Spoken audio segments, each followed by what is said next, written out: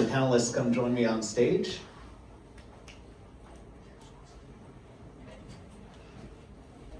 So I just want to start by saying I flew in from Taiwan yesterday, and I actually live in Taiwan, and this last week was Computex, and it was quite an experience. If you've been in Computex in the past, this year was quite different. The energy was way up. I think there was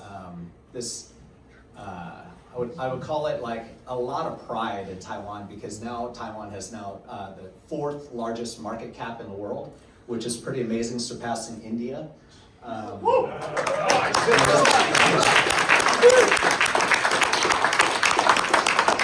I will say, you know, talking to friends that are at MediaTek or at Lite-On or Delta and so forth, the topic a lot was the market is really rocketing, and not too surprisingly, many of my cab rides also talk about stock picks and so forth. But what's interesting from that is you have this very, very K-shaped economy in terms of what companies are getting funded today versus what were being funded 3 years ago. And so I'm really honored to have this panel here with me today. We're going to go pretty real in terms of what's going on in the venture capital markets, early stage investing.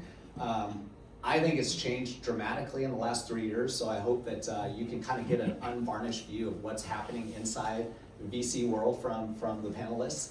I'll give you a quick background on myself. I do early stage investing in AI infrastructure, primarily in Seattle and LA. I'm also hanging out in Taiwan, trying to find great startups there to bring out to the US as well. But before we get started, I'd like to have each of the panelists give a quick intro, but in addition to the intro, I'd like you to share a little bit about how, maybe one thing that's changed for you in the last 18 months in terms of your investing side. So intro about yourself and one thing that's changed. Well, hello everybody. Quick intro, so I'm Chen. I live here for now. So a quick intro. I grew up in Taiwan actually. Born here, grew up in Taiwan, came back here, it was high school. I run this fund called Essence BC. We're fourth fund, 40 million. We invest primarily just US market focused companies. So we actually back companies everywhere. We have most of our portfolio probably in Bay Area, 70-80% of it. But we do focus on like Berlin, Paris, all over the places.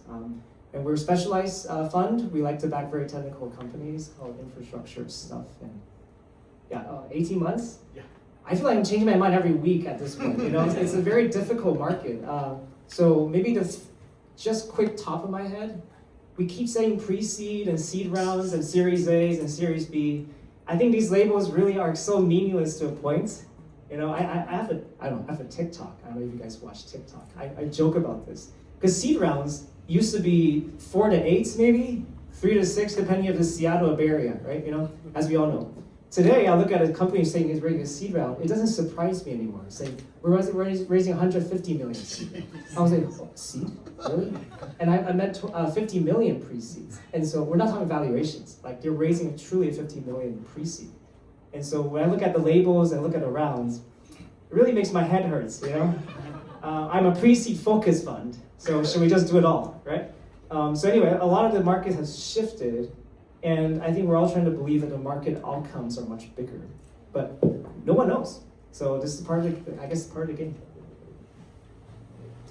Hi everyone, I'm Chen. I'm with Silicon Catalyst Venture, and I'm from Palo Alto. So really glad to be in Seattle.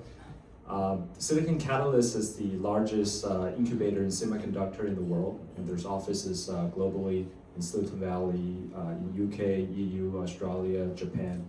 And we also incubate a number of Taiwan companies.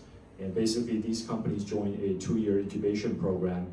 And then the incubator open up the Rolodex so that they have access to all the top public companies ranging from TSMC to Synopsys, ARM, etc.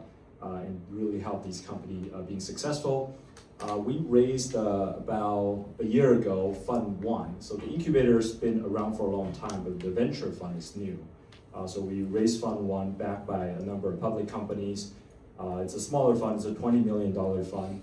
And it's fully deployed. and we're in the process of closing Fund 2, which will likely double the size of Fund 1. So that's the difference in terms of like Fund 1 and Fund 2.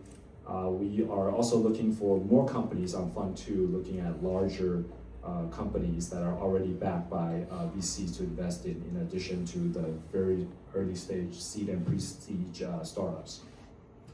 I came from Taiwan when I was 13-year-old.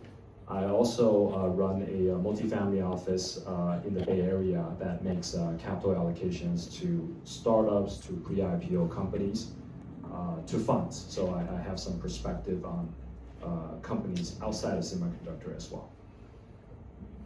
Hi everybody, sorry. My name is Denny, I'm with Databricks. I'm actually from here, Seattle, and I'm staying here, so we'll see. Though I do have a place in Kaohsiung, though depending on my wife, it may be Taipei soon. But that's a whole other discussion that doesn't need to be involved right now. I was actually employee 58 at Databricks, so to give some context. Oh, the funny trivia story is my house was technically Databricks' first remote office. So that gives you a little context. The reason Andy asked me to join, though it says product or Databricks or whatever my title is, I'm actually very involved with the startup community, especially in terms of what Databricks invests in. So we work with a lot of the VCs. You've probably heard us a little bit on the funding side of the house. And so basically we invest in a lot of, as Tim noted, early stage startups. Again, that message is very muddled. In terms of answering Andy's other question, the last 18 months, I'd say the biggest thing is that just at the 18-month mark, we were still talking about data engineering. After that, no, nobody cares anymore. So it's all AI, as you can probably guess. So that's probably my little tidbit. Great. Yeah. So I'm going to start first by talking a little bit of VC talk first, and then we'll go into more reality talk and talk a little bit about case studies. But on the VC side, I think one of the things that many founders don't know is the power of what's called the power law. So as VCs, our whole goal is actually to hit home runs. We want to see really, really large outcomes when we make investments. And I would say in the last, well, if you follow the news, the last 12 months, the power law has been even more concentrated. So what does that mean? It means that you, as a VC, I can ill afford to make a mistake and miss out on something that can be very, very big. And so I'll give you a couple of stats that are kind of interesting. So out of every company that's ever hit $1 billion in market cap, about 8% makes it to 10 billion. At 10 billion, every company that hits 10 billion, about 13% makes it to 100 billion. And then at 100 billion, of every company that hits 100 billion, about 31% makes it to 1 trillion. And then at 1 trillion, we don't know, but I would imagine that it could actually be more than 31% that will hit 10 trillion. So what does that mean? It means that the important companies truly compound at a better rate than the average company. And so those are the companies that I'm looking for as a VC, is I'm looking for really, really outstanding companies that have this ability to compound and compound. And so I kind of want to ask you three, how do you guys think about the power law? Has that changed for you in the last 12 months? Because it's crazy that we're actually talking about a company that's going out at $1.75 trillion. But you know, what does that inform, or does it not inform how you invest as a VC? Oh, okay. Yeah, I'm like 10 trillion, let me know when you find one. yeah, we're very, very invested in there. I think it's really interesting because my LPs now, LP, if you don't know what that means, is our investors. So investors that invest in funds are mostly institutions. And every single quarter, month, we sync up. And every time they ask me today, especially we started probably 5-7 years ago, right? I think the only question they ask me today is like, Tim, what do you think is the market is? Because they're updating their numbers in their head. Because when we're doing a portfolio construction, which how many companies will hit certain market size, therefore we should turn our funds 3 to 5x. That's kind of like the rough number we always look for. At least we advertise, right? And so we're expecting companies to exit probably, in good cases, you know, $1 billion will be great, right? That's like good, 3x, right? But like if you actually hit $1 trillion company, it's really crazy. And so I think today, everyone is kind of fooling ourselves in some level that whatever we're looking at could be $1 trillion company. You know, Anthropic, everything is kind of in that camp already, close to it. So what's difficult is every investor are looking for huge outcomes, but what the actual huge ceiling outcomes, expectation, and what they actually get to invest in are so different. And this is probably one of the biggest difference, Taiwan versus Seattle, or even versus the Bay Area. The statistical wise, actually is really difficult to find huge outcomes companies. And it's such a tiny little, you know, statistics. So it's really interesting. LPs are trying to figure out which investors has the edge to find the $1 trillion companies, $10 trillion companies. And because there's still a percentage next to it, right? 10 billion, you think is a great number. You know, not all of them will make it to $1 trillion. So I think my experience so far, we are fortunate we hit probably 2 companies close to 5 billion since seed round, and probably a couple of them looking to go into that trajectory. And one thing that I learned over and over is, you know, no one truly know how big this is. Because the best companies I back today, like for example, you've heard of Modal, one of our companies we backed from seed round, 2022. I don't know how to put any market size, in any market cap. There was no AI and there was no LLMs. When I looked at Eric talking to me, he doesn't even want to do AI. It was not even in his mind. So it was very difficult to look at a company like that, to assess a market size, you know? I was actually remember in 2013, visiting Databricks, they gave me a job offer, you know, for first 10, which I didn't take, because, you know, I cannot put a market size either on Databricks back in 2013, because there's no way to even tell what the market size is when you back such a team like that. The market hasn't even formed yet, you know? So a lot of times as VCs, we try to write memos about, this is how I think the market will go. You know, GPUs will be everywhere, and we need so much for energy, we need so much for compute, so this will be a $10 billion, trillion, whatever thingy. What I learned so far, if you truly back early stage companies at seed or pre-seed, this is just basically, we're just fooling ourselves, just writing some kind of random hallucinations. You know, we're probably the best hallucinator on earth when it comes to like writing memos, because no one knows. And I joked about this too, like every single best company I have in the probably recent 4 or 5 years are pretty big pivots, you know. Code Rabbits, Olama, Comfy, Modal, they're completely different companies when I backed it. So then what market size do I attribute to that? There is just like none. There's like a 0 chance to even figure out what it is. So then it comes to the fundamentals. What are we looking for? Why do we get excited? Can we have the consistency to find big outcomes?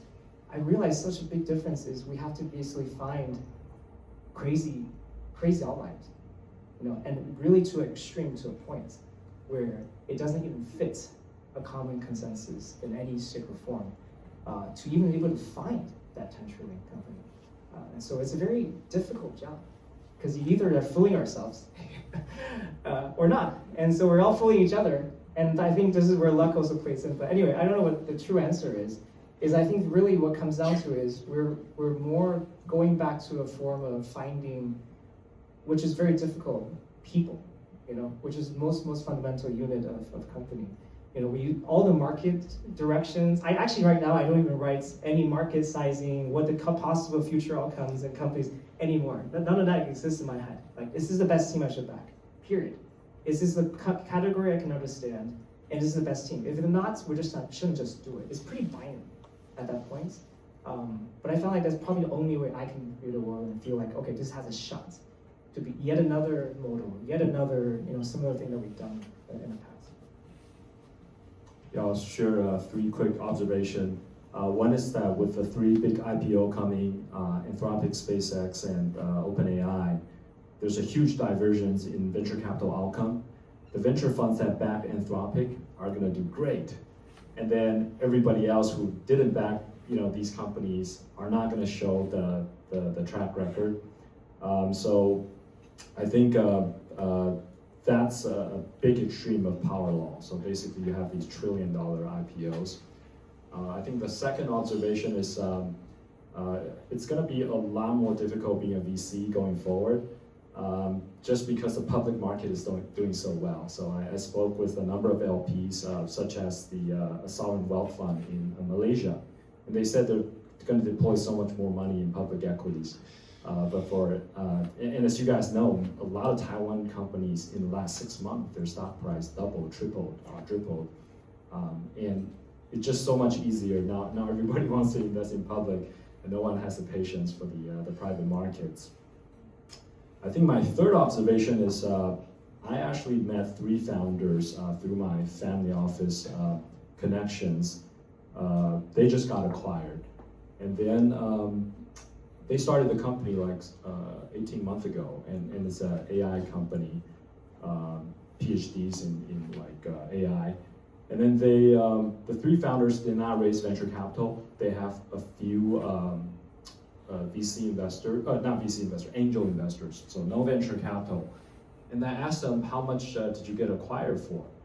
And they said 100 million cash and 4 million in shares.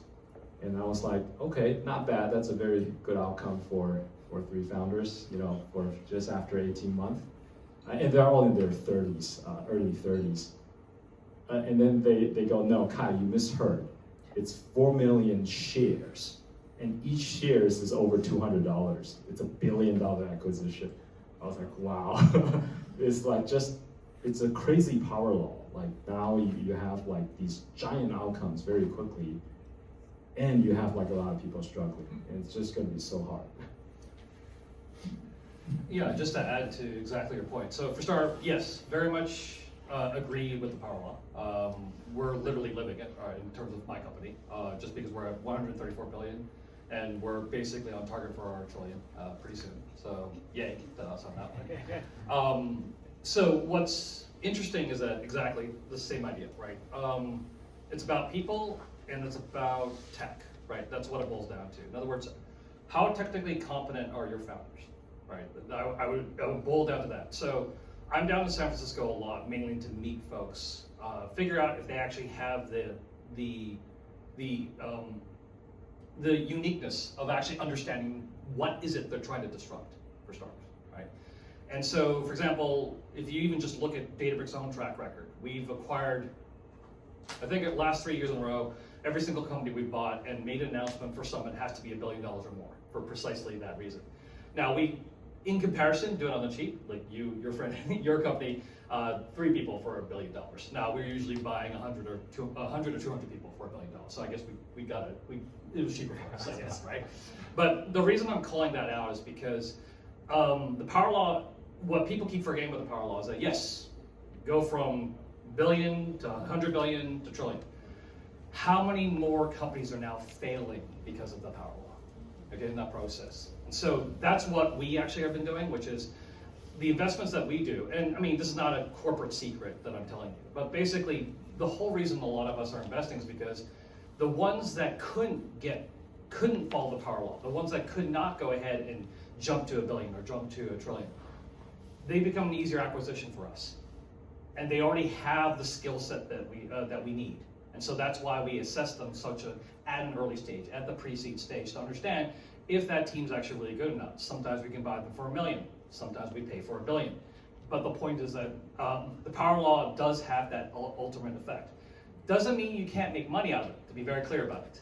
Okay, so in other words, I'm not trying to say to you that you are at a loss when you basically cannot follow the power law, but what I'm also saying, understand then there are a specific set of companies, candidly, most of them are in the Bay Area, then that have the ability to actually acquire and also merge and give those companies enough money in the first place. All right, that's my little tidbit. So let's put ourselves in the shoes of the entrepreneurs that might be looking to raise money. And you said something really interesting, Tim, is at the earliest stages, it's people and category. And right now, the categories are changing dramatically. So right now, I would say that I agree that there is a SaaSpocalypse. If you look at the stocks are you know, the whichever Workday, whichever Figma and so forth, they're down 80%. Whereas you're seeing NVIDIA and so forth really taking off. So category does matter. So I do want to get kind of your sense of how categories has moved for you. But the other part is people, which is very interesting, right? Like we all know as VCs, like the best indicator of success and is really how high quality is the management team. But how do you actually measure that at the earliest stages is anybody's guess. So I'm curious what rubric you use to kind of determine are these world-class entrepreneurs, and then I'm curious about your categories that you're excited about.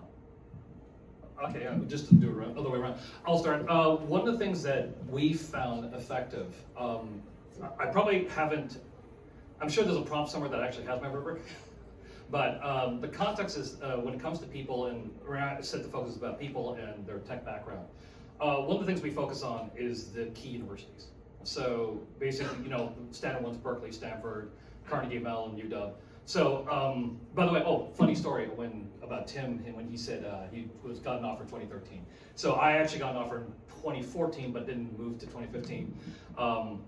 There's a reason why I didn't want to move from Seattle, okay? So, but the reason I'm calling that little tidbit out is because when I joined the company, I was going, yeah, 3 year stops. There's no way 6 PhDs can create, are the founders of the company. That will fail miserably. I came from Microsoft. There's no scenario this would work.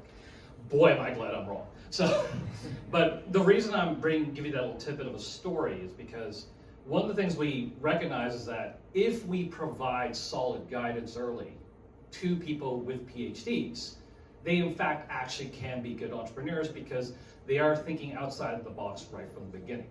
All right, that's one of the key tenets that we follow. Right, the earlier you activate, the earlier you work with them, the earlier you're actually able to leverage what they don't know. That actually becomes a positive, not a negative, right? So when I get past that particular aspect, then the other key thing is then watching them in action. And so in other words, it's okay if they fail, it's okay when they come up with ideas and they burn out and it doesn't work. That's actually perfectly okay. It's to see what the tenacity is, what the persistence is. Now, in terms of a numeric or number or rubric, honestly, like I said, vast majority of it's stuck in a skill somewhere that I've hidden in Claude somewhere. But the context is basically those are the basic criteria. And I'm sure these gentlemen actually have a better one than that, but what we found at least is how we've managed to filter down the companies that we typically invest in basically follow that rubric.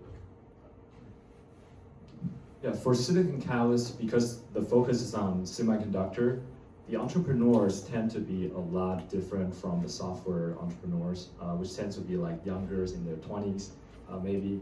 And then the semiconductor entrepreneurs are typically have gray hair, and they typically have a very complete team. They could have been serial entrepreneurs, they could have been professors at Berkeley, MIT, they could be a spin-off from school, they could be an executive at Qualcomm before, and now they wanted to do their own thing. So it's usually a very complete team with a lot of industry connections, and it's very clear who has it and who doesn't.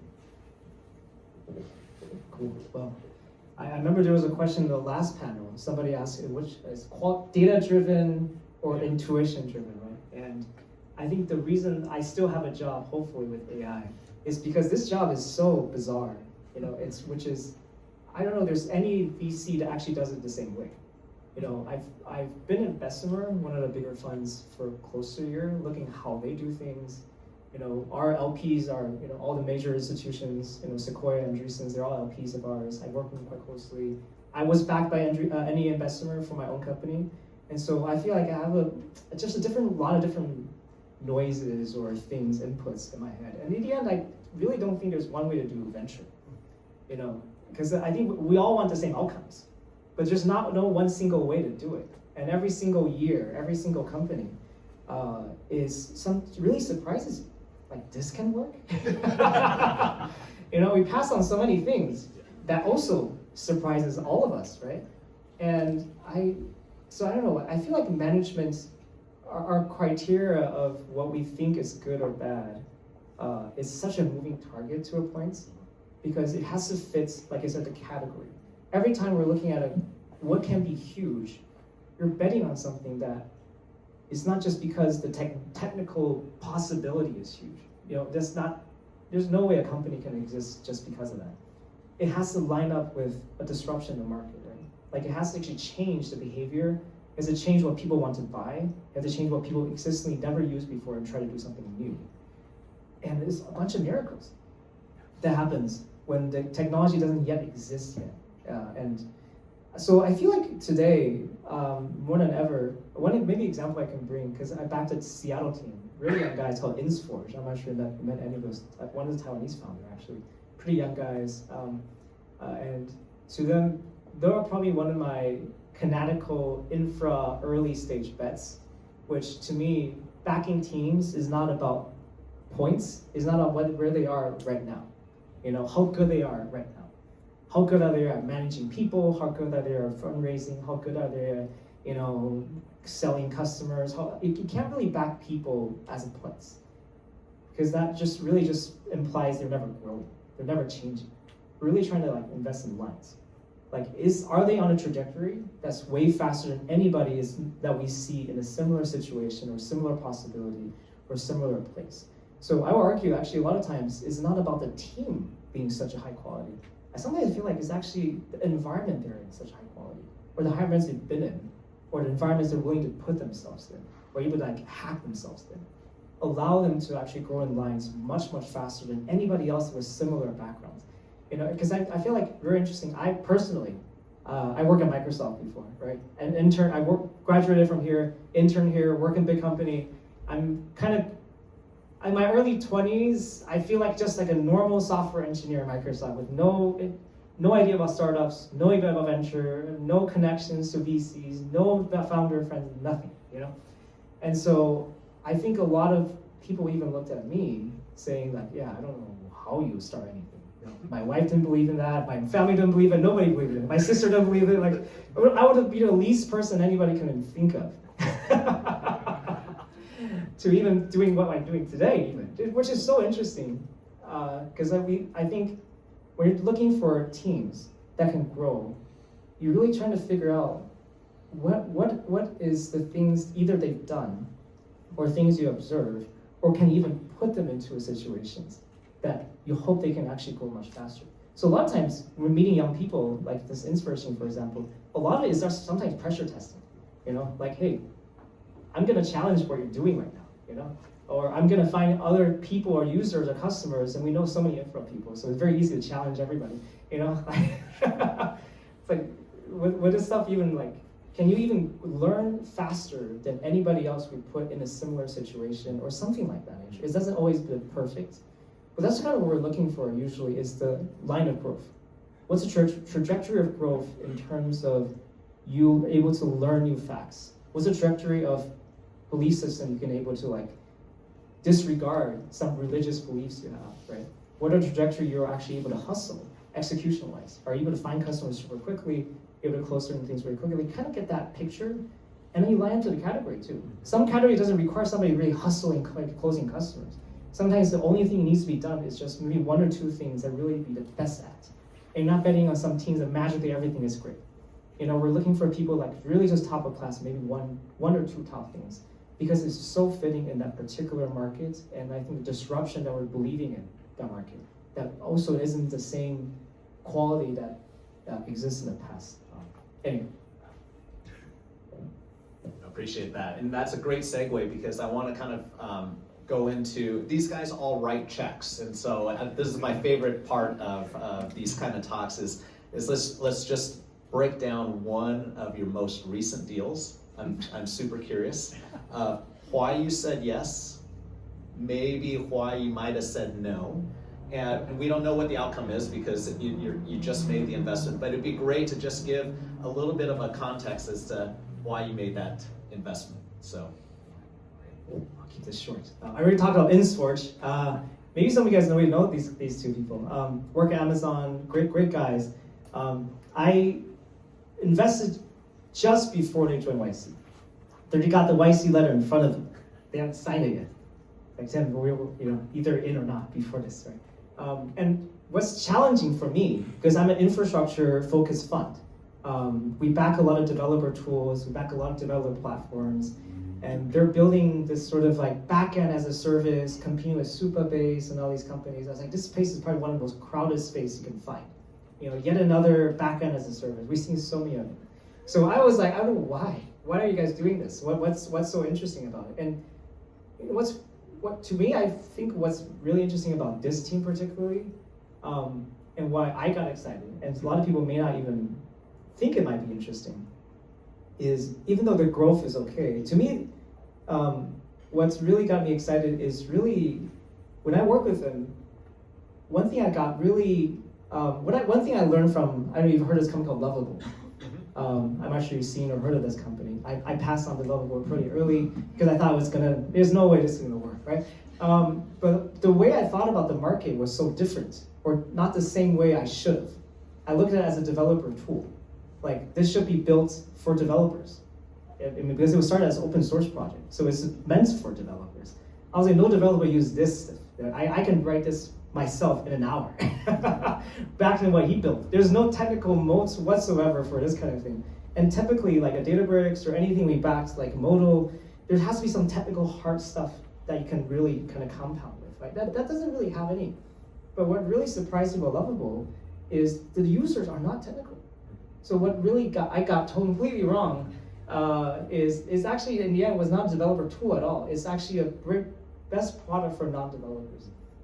And so looking at InSforce, kind of what I changed my mind with is I think the best developer products moving forward, one big part of it is for non-developers. And non-developers, technical credentials and capabilities no longer becomes the most important thing only. Really, it's like rethinking through how does a non-technical people want to build and scale products can be closest possible to where they want to see things is the most important. Anyway, I'll leave it at that. So I'm very excited about these guys. They're very different thinking than others. A recent company we recently funded is called Black Solution Nanotech. It's a Taiwan company, so I thought it's pretty relevant. I first met them, I think 2 years ago at the Select USA delegation. So we host these delegations from Taiwan, these teams. And they won the second place this year. They have a kind of material science, I think it's or theme that could be used in semiconductor applications. And I think to some of the earlier panel, they were able to get early customers in Taiwan, some of these large companies very quickly and have revenue. And to Yuli's point, we were also able to get our investment in at a very attractive valuation. So it's so much lower than a Silicon Valley or US company. So with customer, with revenue, with low evaluation, and they also joined the Silicon Catalyst incubator, so we were able to connect them to our network of hundreds of public companies, so raise them on a global stage. So yeah, we thought it's great to be able to invest in a Taiwan company. Cool, real quick. I can't talk about Databricks investments, so sorry, not happening. But from a personal investment, I'm about to write a check for HomeBuy. And what's really cool about them, from everything I just said, is that it's almost exactly the opposite of what I just said. Okay? In other words, there's only one technical person. Everybody else is actually extremely non-technical. Okay? So why in God's name would I spend money on them, right? And what it came down to is that they're about to do a massive disruption on how homes are sold, number one. And number two, they know the market really well. Okay? And so that compensated for the fact that their tech savvy wasn't there because their market savvy was extreme. And so there's always, just like Tim was calling out, I mean, I think we're all calling this out. If the answer to the question is like data or vibes, I'm saying no, it's data and vibes. That's it, simple stuff. Great. I know we're going to run out of time, so if you have questions, feel free to jump in. I'm going to ask one more question because it's one that rarely gets asked on panels. So as VCs, we love talking about the ones that are unicorns and taking off like rockets and so forth. But I do want you to share just maybe some thorough lines of the companies that didn't work out and what were some patterns along those lines that might be instructive for entrepreneurs in terms of them building their own companies. Oh, okay, I'll just start real quick. I can't mention the company, but this is a Databricks investment. The TLDR, they super smart tech-wise, but they couldn't adapt to the changes in the market. I guess what I can explain is that they were damn good at machine learning, like really, really good at it. And they're technically correct to say that this area of AI was actually requires machine learning really well. And so in other words, they were even really into reinforcement learning. We had tried to even guide them that way, but they felt AI was a hype, and that there was no way to go do it. So of course that particular company failed because their founders were not willing to pivot. So This is a hard one because there's no really patterns of like why a company failed. I'm just thinking of an example where the founders were suing each other, and then the previous that's a pattern. spin-off, their spin-off from a public company, and the public companies was suing the founders. And then they still went IPO, and then it's still a very successful exit. So I don't know if $4 billion IPO. So I don't know if this is if there's any patterns for me. I should have to follow that at all. And I might know what company you're talking about. I think we're investors in that one. You might. I think so. I feel like my most common, like we sync with our companies, we as VC, we should, right? Or I hope, meet with our companies pretty often. And I always tell our founders that, the worst state you can be in is not that nothing works. Of course, you want to be always like crazy, everything's working, right? Things are flying, you have crazy revenue, everything flowing. The worst part is really in the middle, like things are kind of working. You have customers, you're growing not as fast as you expected, closing a deal, the pipeline looks like it's 5 million in pipeline, and you say, I'm gonna close, 3 million of them, talk to them 3 months from now, we only close 200K, you can blame the weather, blame the Seattle, blame everything. So, it's not saying there's nobody wrong about it, actually. And oftentimes, there's no one reason why. I wish there is, but it's not because anybody hustled wrong or right. But I think that's probably where I see most people really fail is startups, the hardest is when nothing is clear. When, I don't know, this category seems odd. I don't know, this thing doesn't seem like we're in the right place. That company particularly, things are changing. Should we change with it, right? How much of this should we dish the current revenue and go after something new? All this is not going to be easy decisions because if it's easy decisions, somebody else, all the other teams have made it. They're not consensus anymore. Where the binary outcomes, they exist because why is such a low percentage? Is somebody is crazy enough to believe something and go all in. And there's no way to be rational, right? Completely data-driven, rational alone. And so I really admire a lot of our founders. Their pivots, they're not actually always willing pivots. They all kind of fail their first thing first, and they're trying to go after the second, thing was completely unrelated. But that's sort of like that mentality, I guess. Like I often talk our founders about. Like we're here really, if you want to be able to go after a large market to be the best category winner, which you can able to really want to raise, if you want to raise growth capital and continue on to be the best company, you have to look like something that shows up differently. And that doesn't come by accident. You're not just going to be like, I'm going to close pipeline and things are kind of just working. They're probably the best founders I found are willing to kind of like, you know what, I'm going to kill this early. And this is just not even worth doing. And do it very early than normal. And so I think that's the courage I think a lot of founders really difficult to do, especially when you start making some money. They're not great money, but there's some money.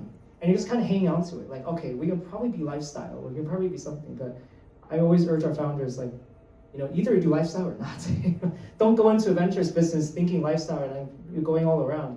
Either we just go back home and restart something again or do different paths. But I think the middle part is the hardest. And I think that I don't know if there's any pattern to it, but people that has to be pretty extreme to some terms. Like, I'm here for the big win only and willing to kind of kill this and go after something else. And you might live to nothing. You have to be okay with the acceptance of I probably will be crashing, burning. That feeling.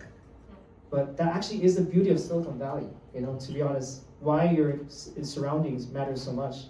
Because I feel like most of my network and friends, because I moved to San Francisco a while ago to start my own company. And to me, seeing everybody else did something similar in that sort of similar state gave me some courage to try to do the same, right? So that pattern matching, that knowing this is actually possible, and I'm not insane to do that. I think there's also something around that, but yeah. By the way, I'd like to add, no, you actually are insane, it's just that the rest of us are too, that's all. I keep wanting to usurp back my Q&A because I've got burning questions, but let's take a couple of questions from the audience.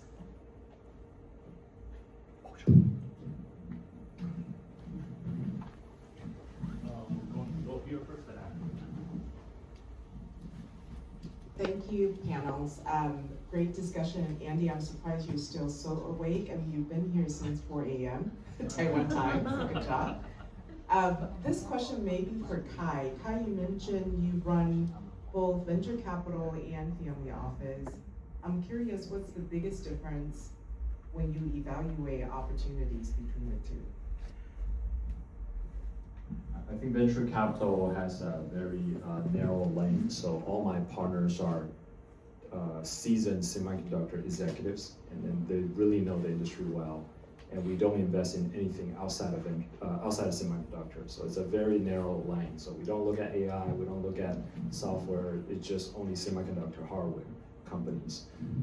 But for family office, it could be very flexible. If we see like secondary shares in Anthropic, we could buy it. If we like the serial entrepreneur and is starting a company fresh, pre-seed, we could invest. So it's a lot more flexible, but it doesn't have like a very deep domain knowledge. So it's typically we would also on both sides. Typically, we also look for guidance. So if there's opportunity to follow other VCs or corporate investors, we do that as well. Especially on the semiconductor side, the CVCs are really the big money that's driving the investments, not the traditional financial VCs. Hello, thank you for the panels, for your insights. I have a question about a saying the SaaS industry is dead. And given your investment background, and also then you're working at Databricks, this saying to me means that for the companies that are building softwares to help the humans to do or optimize the workflow better, now in the era of agents, that industry will be disrupted. So my question to this panel is that in what situation and in what companies this statement is true, and in what other situation this statement is not true? Thank you. Yeah, I love that question. So the TLDR is anything that is a business process, by very definition, will be disrupted. I cannot emphasize that enough, okay? You look at ERP systems, marketing, design, I mean anything. I cannot emphasize that enough, okay? Within Databricks itself, you're actually gonna hear an announcement this week, in fact, before our own conference, on one of the tools that we use specifically to help, that we've been using internally ourselves to basically manage all these systems, okay, all these different agents, and we're doing a pre-announcement for it actually later this week. The reason I'm giving you that little tidbit is just because almost every single process we have within the company is already agentic driven. Okay, so again, cannot emphasize enough. The SaaS apocalypse is very real, but by the same token, you know how to build agents and you know how to build something that's more efficient, more smoother, more faster. Dear God, this is the right time to do it. So in other words, yeah, SAP is in trouble. I'll put it that way. Okay.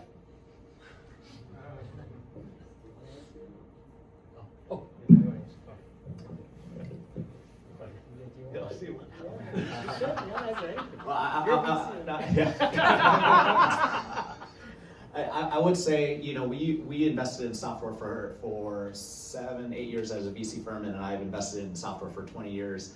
And I'm afraid of investing in software right now because it's very, very difficult to determine how durable a business is. I would be very, very hesitant if you're focused on SMB to go after venture capital, because SMB by its nature is something simple enough that a owner could go in and just put in exactly what they need and get it out. So their notion that they are going to come in and do the trial and then buy is going to be much, much harder.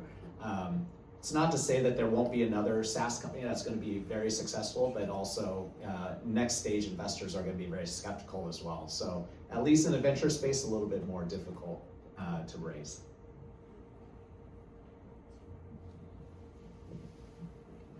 Yeah, so I guess I'll walk out a little bit.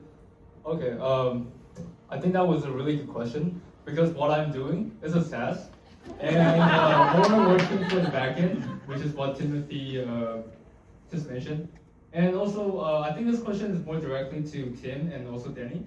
Since I'm building a software as a service company, also working in the backend for the engineer team, what do you think should be added on top of that to survive this apocalypse? And also, second question that I'm interested in asking is, I definitely agree with the power law thing. So it seems like you guys are more looking forward to invest in companies that already have a big skill to mid skill, if I'm correct.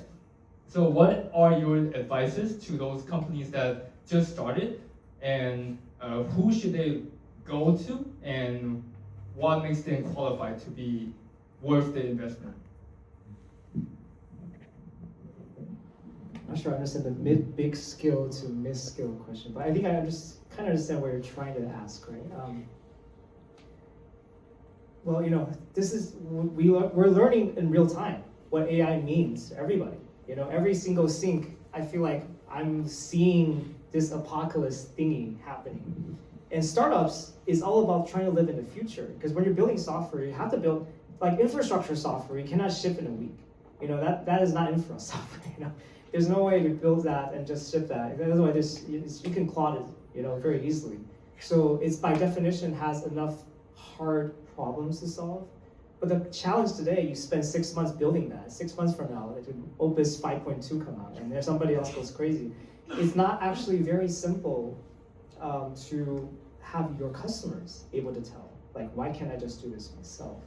And so a lot of this is not really. We've been talking with all our companies today that software, if it's just code level, is not going to be worthwhile investing in, you know, from uniqueness. Like, my code is better than your code is a very difficult, like, you know, discussion debates, right? But then what else can you do that seems that has the distribution advantage for you, that companies will still chooses to use you?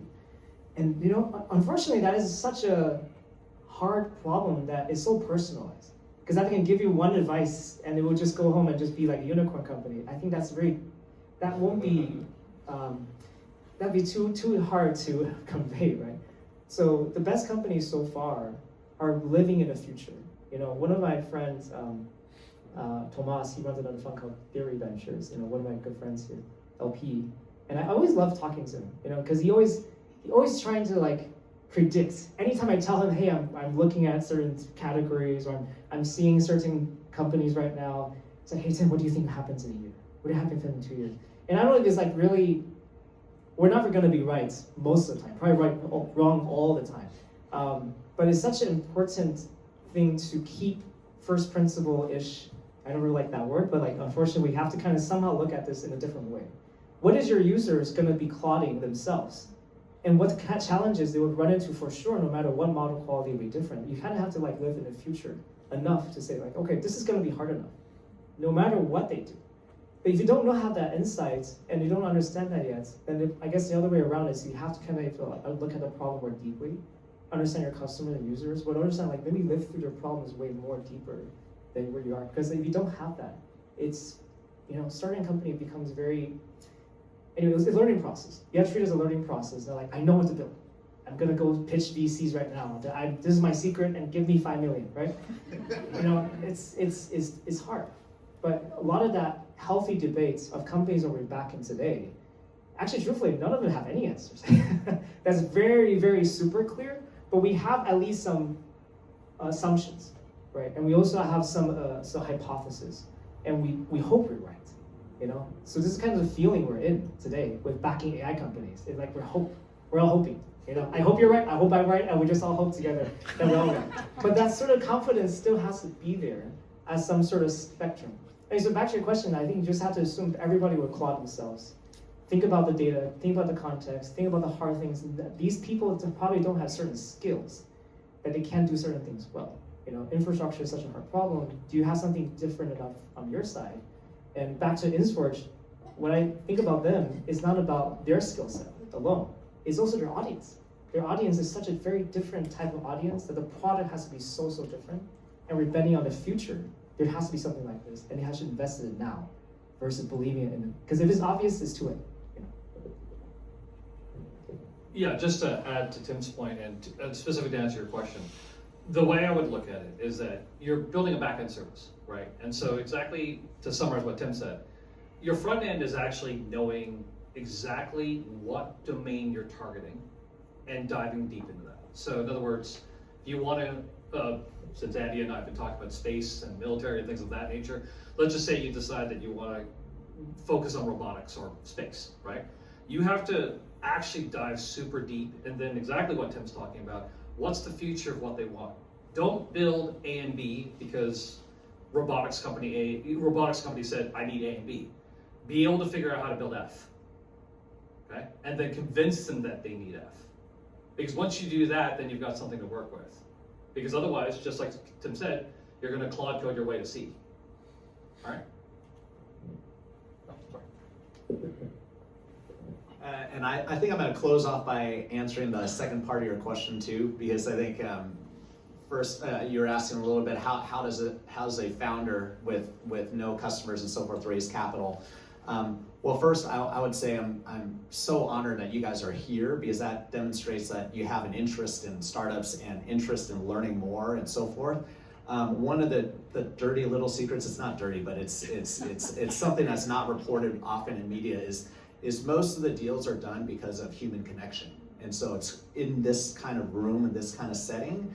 And if you were to ask me, out of all the deals I've done, how many have I done cold? Meaning it's a cold call coming in or a cold email coming in, I've done 0. So it's always because it's come through a trusted contact. It's because you've built a relationship with me over time. And so the dirty little secret is fundraising is fundraising minus 365 days. You start very, very early and you start building these relationships. Look at where these VCs are investing, meet those CEOs and make friends with them and have them pre-sell you into the meeting. So when you come into the meeting, they're ready to take your pitch. So again, thank you so much for coming. These sorts of events is what is going to build our ecosystem. Thank you so much for putting this together. Wonderful time. Thank you, panelists. And I would say these guys are my heroes, so make sure you go out and talk to them and ask them questions and so forth. So thank you so much. Sorry, we actually have time for one more. So Thank you very much. I think Andy kind of answered that question, but just want to ask that founders are busy. You guys just mentioned your job gets much harder with the power law. How do we make your job easier when we approach you as founders, when doing intros, when doing pitch?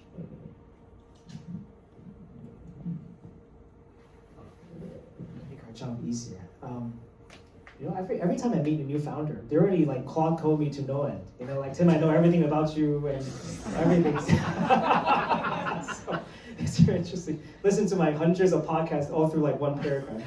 So I don't know. I feel like this job becomes more and more belief system oriented than trying. Like a lot of people pitch me or ask me about advice. They say, "I'm going to fundraising. What should I do?" And most people, what I do, they treat it as like a sales job, numbers game. I'm gonna meet 500 VCs, and I'm gonna pitch them all the same, you know? So one of them will convert. And it's true though, you cannot just meet 5 or 10 to expect a term sheet. I think even Jason Calacanis was like having a given like a very standard process now. 150, you know, 20 will say yes, you know, 1, 2 will give you term sheet, like some kind of like really weird numbers. But the more and more I do this job, it's really just comes down to like, am I doing something I know this VC will actually be the most interested in? And you kind of have to be able to personalize it, right? You know, so to not waste your time or our time or anyone's time. In this day and age, early stage investing does come down to very much more bias-based, unfortunately. You know, like what does Tim likes to back? And it's pretty obvious if you look at all my portfolio and plus our podcast, plus all the Claude you can do. So in some level, we are not an infra dev tool only fund. We've backed different things. But you kind of have to like, okay, are we an infra company? are we building a platform that people will be building on? And do we have the unique strengths of quality like them? Because if it doesn't, then it's not going to be easy for me to say yes in anywhere. Because that's the only theme I've been backing companies with. And I could be wrong, but that's unfortunately is the vehicle set up for. And every one of our investors, without them saying, everybody will never want to miss out a bad deal. So that's a good deal. That's why they always say we do everything. But truthfully, I can always diagnose it. You look at a portfolio, look at what they actually put a term sheet on. You can look at the underlying substrate, like, well, you really only believe in this kind of things. That's it. Do you fit that or not? So it does come down to really make sure that you've clawed yourself in a way, like, okay, what are the theses that matches what I believe in, that must be true, to investors that already pre-believe in. You're not gonna change your belief 100%. The industry might be different, but the fundamental belief is always the same, right? Disruption, user base, whatever that could be. Find a place you can personalize, that'll be great. Oh, sorry. Sure, go for it. I'll just add a plug for NATEA. I also agree that I don't like getting pitched, and I feel like at any type of event, people are always looking for a job, looking for money, looking for a transaction, and then you get emails, they're looking for money. So association like NATEA is a way for people to meet and not looking for a transaction, just to meet, just to grow in an organization. I run another organization called Monty Jade in Silicon Valley. We focus on Asian Americans, kind of larger population executives. But it's the same. I think you build lifelong relationship, you try to help each other. Maybe this person may not invest, but they refer you to his friend, and that friend actually invested because it fits the link. So I think it's so much better than transactional. Yeah, just to add to that, number one, everything they're saying completely correct. The one thing I would remind folks is that as much as you want to go full throttle and try and impress people, right? When you get to a point where you want to pitch, you also need to make sure you actually have, especially when it comes to the software side, but this is, I think, equivalent for everybody. You actually know what you're talking about, all right? I've had plenty of people where I've went into the standard VC dinners, right? Where we're getting to know each other. It's not transactional yet, right? It's just getting to know each other. And I still remember this is my favorite. I'm being very sarcastic with this one. Okay? They came in and they're saying, "Oh, we can run all these LLMs on CPU." I'm like, "Okay, screw it. Give me your pitch." They couldn't even do the basics of telling me it would have to fit in memory.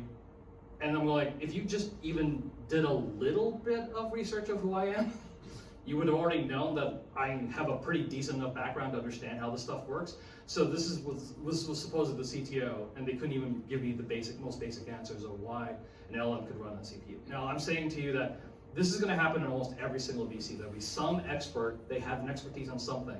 So you sure as heck better know what you're talking about. Otherwise, at this point, I'm like, I don't care what that person goes into. I've got them on my Rolodex, quote unquote, to say, never will I invest them again. Right, so. All right, well, this time is the real close. Again, so much respect for anybody who's actually building something. As you can probably tell from this panel and from Jonathan's panel, it's never easy. So make sure you have people around you in the journey and really seek these guys out. They're the best. So thanks again, and we will talk some more. All right, appreciate time from our esteemed panelists. We're going to do a quick, lovely picture if the panelists can return to their